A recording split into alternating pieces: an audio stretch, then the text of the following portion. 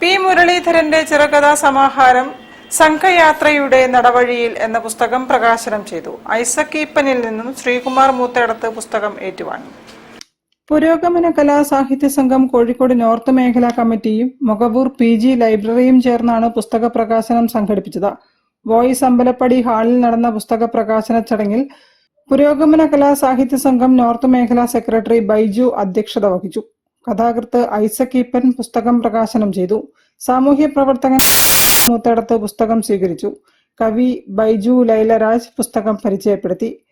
പുരോഗമന കലാ സാഹിത്യ സംഘം ജില്ലാ സെക്രട്ടറി U ഹേമന്ത് കുമാർ, വികസന standing committee chairman VP Manoj, councillor SM Thushara, പുരോഗമന കലാ സാഹിത്യ സംഘം നോർത്ത് മേഖലാ പ്രസിഡന്റ് രേഖ തുടങ്ങിയവർ സംസാരിച്ചു.